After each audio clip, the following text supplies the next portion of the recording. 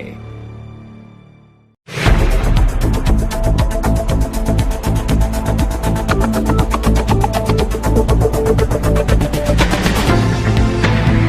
नमस्कार, आप देख रहे हैं स्टेट न्यूज बुलेटिन और मैं हूं आपके साथ शिवांगी पारेख। तो चलिए खबरों पर जाने से पहले नजर डाल लेते हैं हेडलाइंस पर। राजस्थान के 12 जिला परिषद एवं पंचायत समिति चुनाव पर लगा ग्रहण।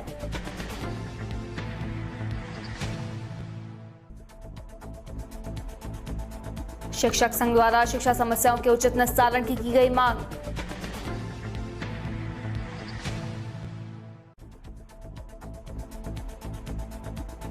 पुलिस टीम के साथ में हुई मुठभेड़ में एक बदमाश घायल, 2 अन्य अपराधी गिरफ्तार।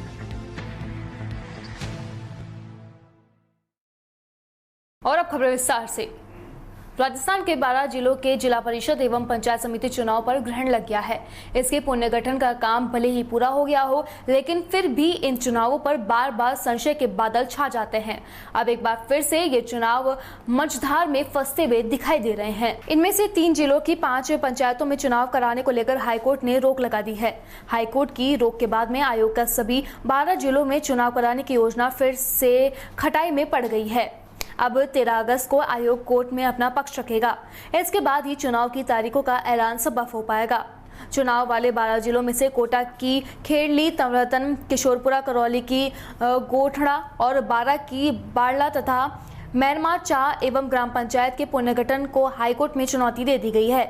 इन 12 जिलों की पंचायती राज चुनाव करीब 1.5 साल से लंबित चल रहे हैं। राजस्थान में कोरोना संक्रमण के आंकड़ों में आई कमी के बाद में राज्य निर्वाचन आयोग पंचायती राज चुनाव के शेष रहे हैं, जिसमें से 12 जिलों में जिला परिषद और पंचायत समिति के चुनाव कराने के लिए तैयारियां पूरी करके बैठा हुआ है। लेकिन पंचायतों के पुनर्गठन में हो रही खामियों की वजह से यह अड़चन आई है।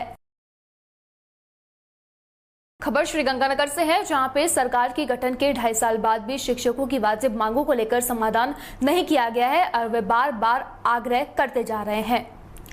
बावजूद इसके समक्ष स्तर पर संगठन के साथ में द्विपक्षीय वार्ता के साथ उनके माध्यम से मांगों के समाधान की प्रक्रिया सरकार द्वारा अपनाई गई है। संगठन ने 14 जून 2021 को ज्ञापन भेजकर आपसे संगठन के मांग पत्र पर वार्ता कर शिक्षकों की मांग का निस्तारण करवाने की मांग की थी, जिसको लेकर सभी उपशाखाओं के प्रधानाध्यापक एवं अध्यापकों ने काफी संख्या में जिला कलेक्टर को ज्ञापन सौंपा। जिला अध्यक्ष राधेश्याम यादव, जिला मंत्री सुभाष साहरण, प्रांतीय कोषाध्यक्ष भूप सिंह कुकना, प्रांतीय उपाध्यक्ष पवन कुमार के नेतृत्व में आज जिले के शिक्षकों ने प्रदर्शन किया। शिक्षकों ने बताया कि वाजिब मांगों का निस्तारण नहीं होने से शिक्षकों में रोष है। इसलिए संगठन के आंदोलन के प्रथम चरण में 1 जुलाई को जिला शाखाओं के माध्यम से सरकार को आंदोलनरत का नोटिस दिया गया था। द्वितीय चरण में 3 से 5 जुलाई तक ट्विटर अभियान चलाया गया। तृतीय चरण में 9 जुलाई को उपशाखाओं द्वारा आंदोलन का नोटिस दिया गया। चतुर्थ चरण में 10 से 18 जुलाई के बीच में विधायकों को ज्ञापन दिए गए एवं 5वें चरण में 15 जुलाई को भोजन अवकाश के समय विद्यालयों में विरोध सभाएं कर प्रतिरोध दिवस मनाकर सरकार का ध्यान शिक्षकों की मांग की ओर आकर्षित किया गया। लेकिन पूर्ववर्ती सरकार की तरह वर्तमान में भी संवादहीनता की स्थिति बनी हुई है, जिससे प्रदेश के शिक्षकों में सरकार के खिलाफ रोष है। संगठन के प्रांतीय आह्वान पर पूरे राज्य में 26 जुलाई को उपखंड मुख्यालयों पर विरोध प्रदर्शन कर एसडीएम सीबीओ के माध्यम से ज्ञापन दिए गए। आज राज्य के जिला मुख्यालयों पर विरोध प्रदर्शन कर जिला कलेक्टर के माध्यम से मुख्यमंत्री को 16 सूत्री मांग पत्र का ज्ञापन दिया जा रहा है। खबर उत्तर प्रदेश के जनपद जौनपुर से है, जहां पर अपराधियों पर नकेल कसने के लिए अजय साहनी पुलिस अधीक्षक जनपद जौनपुर के कुशल निर्देशन में जनपद में अपराध एवं अपराधियों पर अंकुश में नियंत्रण हेतु चलाए जा रहे अभियान के तहत अपराधी गिरफ्तार किए गए। अपर पुलिस अधीक्षक नगर डॉक्टर संजय कुमार एवं उप पुलिस अधीक्षक केरारत शुभम तोगी के दिशा निर्देश में क्रम के आज दिनांक 4/8/2021 को थाना चंदवा के क्षेत्र में रात्रि गश्त व चेकिंग अभियान के दौरान बलरामपुर ग्राम के समीप ट्यूबवेल के पास में मुखबिर ने सूचना दी कि एक अपराधी नरकटा फॉक की तरफ से बलरामपुर की तरफ आ रहा है तथा उसके 2 अन्य साथी भी चोरी की मोटरसाइकिल से बलरामपुर आने वाले हैं। इस सूचना पर नरकटा फॉक की तरफ से आने वाले एक बाइक सवार को रोका गया तो उससे पुलिस टीम पर फायर कर दिया और आत्मरक्षक जवाबी कार्रवाई में बदमाश राज बहादुर भारती उर्फ सनी पुत्र परसानाथ भारती निवासी आदमपुर अकबरनाथ थाना लाइन बाजार घायल हो गया, जिसे इलाज हेतु अस्पताल भिजवाया गया तथा 2 अन्य साथी भी एक अन्य चोरी की मोटरसाइकिल के साथ में पकड़े। पूछने पर अपना नाम साहिल गौतम पुत्र लालजी गौतम तथा दूसरा आशीष कुमार पुत्र अरविंद अपना नाम बताए, जिन्होंने गिरफ्तार कर लिया गया। बदमाशों से पूछताछ में ज्ञात हुआ कि सभी शातिर वाहन चोर है, जो कि चंदवक व आसपास के थाना क्षेत्र में अक्सर 2 पहिया वाहनों की चोरी की घटना को अंजाम देते हैं। पुलिस अधीक्षक जौनपुर महोदय द्वारा अपराधियों की धरपकड़ हेतु एक विशेष अभियान चलाया गया, जिसमें चंदवक पुलिस को भारी सफलता प्राप्त हुई है। कल मुठभेड़ में एक बदमाश जो कि पुलिस पे फायरिंग करता हुआ भाग रहा था, उसको घायल हो गया है और उसके साथ 2 अन्य अपराधी थे, उनको गिरफ्तार कर लिया गया है। बदमाशों से 2 चोरी की मोटरसाइकिल, 1 अवैध तमंचा और कुछ खोखा कारतूस बरामद हुए हैं। बदमाशों के खिलाफ लगभग आधा दर्जन से अधिक मुकदमे हैं जो कि संगीन अपराध के हैं। अन्य विधिक कार्रवाई की जा रही है। खबर आगरा से है, जहां पे दिल्ली की बालिका के साथ में सामूहिक दुष्कर्म कर हत्या का विरोध में आगरा के शहीद स्मारक पर आजाद समाज पार्टी काशीराम अजमत कुरैशी द्वारा सभा की गई, जिसमें पार्टी पदाधिकारियों ने मोमबत्ती जलाकर 2 मिनट का मौन रख श्रद्धांजलि दी। आगरा थाना हरि पर्वत क्षेत्र के अंतर्गत शहीद स्मारक पर आज आजाद समाज पार्टी काशीराम के मंडल अध्यक्ष नदीम नूर, जिला अध्यक्ष डॉक्टर संतोष संगम, महानगर अध्यक्ष राजू अंसारी, अजमत कुरैशी के नेतृत्व में दिल्ली में 9 वर्षीय बालिका को दरिंदों द्वारा मौत की नींद सुला देने के विरोध में सभी पदाधिकारियों ने एक सुर में महामहिम राष्ट्रपति से मांग की है कि दोषियों को अविलंब फांसी की सजा दी जाए। सरकार महिलाओं को समान सुरक्षा ना दे, उसको बर्दाश्त करने की भी मांग की गई। तो वहीं अजमत कुरैशी ने कहा कि भाजपा की सरकार में बहन बेटियां सुरक्षित नहीं है। आए दिन बलात्कार कर हत्या की खबरें सामने आती है। जब तक केंद्र सरकार कानून में बदलाव कर दोषियों को फांसी की सजा का प्रावधान नहीं करेगी, तब तक घटनाएं रुकने वाली नहीं है। कुरैशी है, मैं आजाद समाज पार्टी का एक वरिष्ठ कार्यकर्ता हूँ। क्या मतलब किस तरह से मतलब रोज प्रकट कर रहे हैं? देखिए, यहाँ आज हम श्रद्धांजलि देने के लिए एकत्रित हुए हैं। यहाँ आजाद समाज पार्टी के काफ़ी नुमाइंदे मौजूद हैं और कैंडल जला करके श्रद्धांजलि दी है। जो दिल्ली के अंदर कैंट विधानसभा में जो हमारी बहन के साथ इतना अमानवीय जो है व्यवहार हुआ, जो बलात्कार करके उसको मार दिया गया, तो ये बहुत एक निंदनीय घटना है।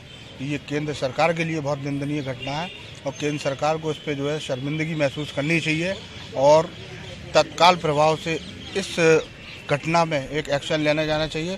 क्योंकि जब भी होता है, चाहे वो संजली हो, चाहे दिल्ली में इतने कांड रेप के होते हैं, तो ये केंद्र सरकार के लिए बड़ी शर्मनाक घटना है। सरकार जो है बिल्कुल निकम्मी है, नाकारा है, इसके पास कुछ नहीं है धर्म जाति के अलावा। ये एक ऐसा मतलब इन लोगों ने बह बना रखा है कि क्योंकि गुंडे बेलगाम घूम रहे हैं, पुलिस कुछ कर नहीं रही है, सरकार का उनको पूरा संरक्षण मिला हुआ है। तो हम सिर्फ यही मांग करते हैं कि ऐसे लोगों को सख्त से सख्त कानून उसके लिए बनाना चाहिए और बीच चौराहे पे ऐसे लोगों को खड़े करके फांसी की सजा या गोली मार देनी। खबर सीडपुर से है, जहां पर विकास क्षेत्र सीडपुर के अंतर्गत 3 अगस्त को 20 स्थानों पर एक साथ टीकाकरण हो रहा था। वहीं विकास क्षेत्र सीडपुर के अंतर्गत प्राथमिक विद्यालयों पर 2900 टीके लगाए गए। टीकाकरण जिला प्रशिक्षण अधिकारी कासगंज डॉक्टर अंशुल सिंह के निर्देश अनुसार प्राथमिक विद्यालय पर ढूंढरा व सैलॉट के टीकाकरण में किया गया है। पहले ही दिन सैलॉट में 165 टीके लगाए गए और ढूंढरा में 297 टीके लगाए गए। ग्राम पंचायत ढूंढरा व सैलॉट में कुल टीकाकरण हुए और वहीं पे 462 टीके लगाए गए। डॉक्टर गौरव कुमारी की मौजूदगी में टीकाकरण किया गया।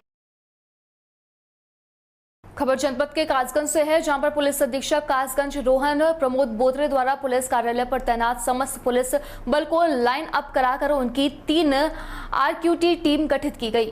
प्रत्येक टीम का नेतृत्व निरीक्षक स्तर के अधिकारियों द्वारा किया जाएगा। टीमों के गठन का मुख्य उद्देश्य जनपद में होने वाली गंभीर घटनाओं की सूचना पर तत्काल मौके पर पहुंचकर कानून एवं शांति व्यवस्थाएं बनाए रखना है। साथ ही विशेष परिस्थितियों में भी जरूरत पड़ने पर पुलिस अधीक्षक कासगंज के निर्देशन में टीमों से लॉ एंड ऑर्डर संबंधित ड्यूटियां ली जा सकेगी।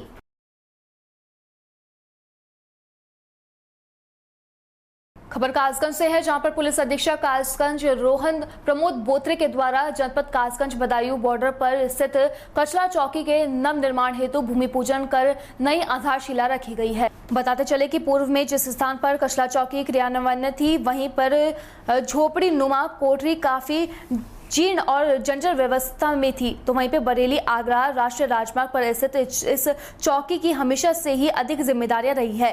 साथ ही गंगा जी के समीप होने से चौकी की कार्यप्रणाली भी हमेशा से ही विस्तृत रही है। अभी हाल ही में जनपद कासगंज के स्थानांतरण पर आए पुलिस अधीक्षक कासगंज रोहन प्रमोद बोत्रे की नजर पर अब जब इस चौकी पर पड़ी तो उन्होंने इसका कार्यकल्प करने की ठानी और बीते कुछ दिनों में ही स्थानीय लोगों से वार्ता कर पुलिस एवं जन सामान्य से सहयोग से ही उक्त स्थानों पर एक नई चौकी बनाए जाने की रूपरेखा तैयार की है, जिसके धरातलीय स्वरूप देने को आज पुलिस अधीक्षक कासगंज द्वारा उक्त चौकी के नव सृजन हेतु विधि विधान से पूजा और भूमि पूजन करवाई जा रही है और आधारशिला भी रखी गई है।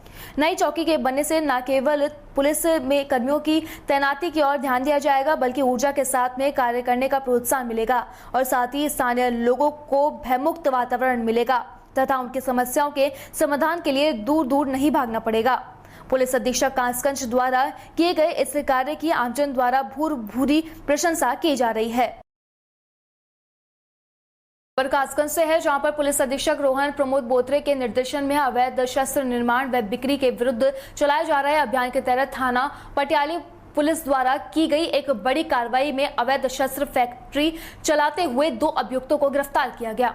उनके कब्जे से 6 तमंचे बने, 5 अध बने व 5 जिंदा व खोखे कारतूस बरामद करने में सफलता प्राप्त की गई है।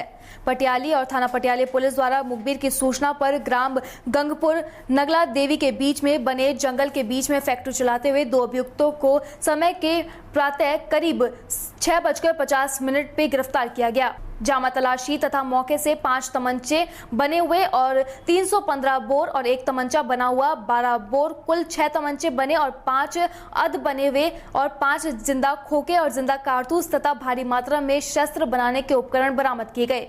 पूछताछ में गिरफ्तार अभियुक्त द्वारा बताया गया कि वह व्यक्तिगत लाभ के लिए अवैध शस्त्रों का निर्माण करके बेचते थे। इस संबंध में थाना पटियाले पर मुकदमा संख्या 211/21 धारा 5/25 आर्म्स एक्ट में पंजीकृत कर थाना स्तर से आवश्यक वैधानिक कार्रवाई की जा रही है। खबर कासगंज से है, जहां पर पुलिस महानिदेशक मुकुल गोयल द्वारा एडीजी जॉन आगरा के विजन साइबर फ्रॉड से आमजन मानस को बचाव हेतु साइबर जागरूकता अभियान का शुभारंभ किया गया, जिसमें जनपद कासगंज के समस्त थाना क्षेत्रों, पुलिस कार्यालय, पुलिस लाइन आदि में नियुक्त पुलिसकर्मियों, राजस्व विभाग के कर्मचारियों, पत्रकार बंधुओं एवं जनता के लोगों द्वारा जूम एप्लीकेशन एवं यूट्यूब लिंक के माध्यम से बढ़ चढ़कर प्रतिभा कर रहे साइबर अपराध फ्रॉड के बारे में जानकारी दी गई एवं बचाव संबंधी उपायों के बारे में भी जानकारी अर्जित कराई गई। रायबरेली जिले के लालगंज क्षेत्र में स्थित बालेश्वर मंदिर में सावन का महीना सोमवार होने के चलते सवारियों की चाहत में ई रिक्शा चालक दिन भर पुल पर जमे रहे। दिन के चलते आने जाने वाले लोगों में भारी मुसीबत का सामना भी उनको करना पड़ा। रेल कोच भारतीय मजदूर संघ के कार्यकारी अध्यक्ष आदर्श सिंह बघेल ने बताया कि सुबह 8 बजे के करीब बाइक से अपनी पत्नी के साथ में रेल कोच की तरफ जा रहा था। पुल पर ई रिक्शा चालक अजीबो करीब ढंग से खड़े हुए थे। वह जैसे ही पुल पर पहुंचे, एक ई रिक्शा चालक ने बिना हाथ दिए लापरवाही से रिक्शा मोड़ दिया, जिसके चलते अपनी पत्नी सहित दुर्घटना से ग्रसित हो गए। आदर्श सिंह बघेल व उनकी पत्नी ऋचा सिंह दोनों को ही चोटें आई है।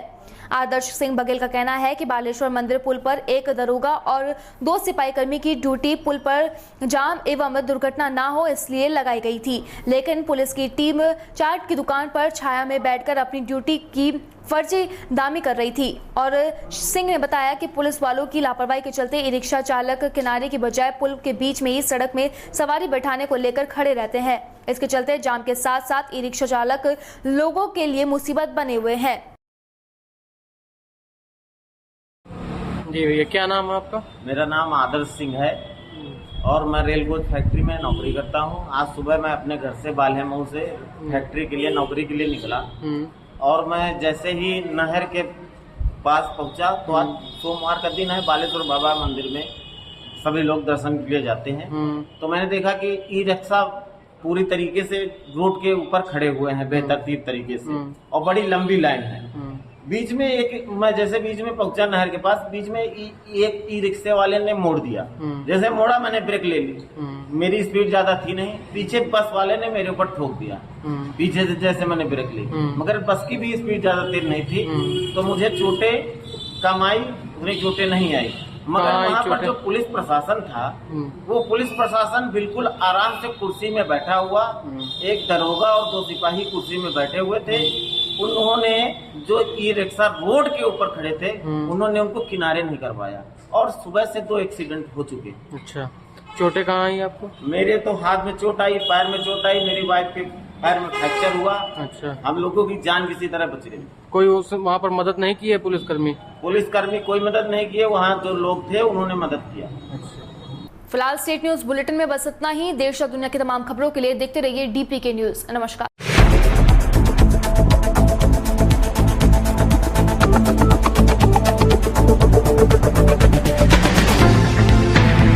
निरोगी राजस्थान का सपना साकार करने और प्रदेश के हर एक परिवार तक निःशुल्क एवं उन्नत स्वास्थ्य सेवाएं पहुंचाने के लिए राजस्थान सरकार की महत्वाकांक्षी मुख्यमंत्री चिरंजीवी स्वास्थ्य बीमा योजना के तहत प्रदेश के प्रत्येक परिवार को निःशुल्क इलाज के लिए सालाना 5 लाख रुपए तक का चिकित्सा बीमा कवर। इसमें सामान्य बीमारी के लिए 50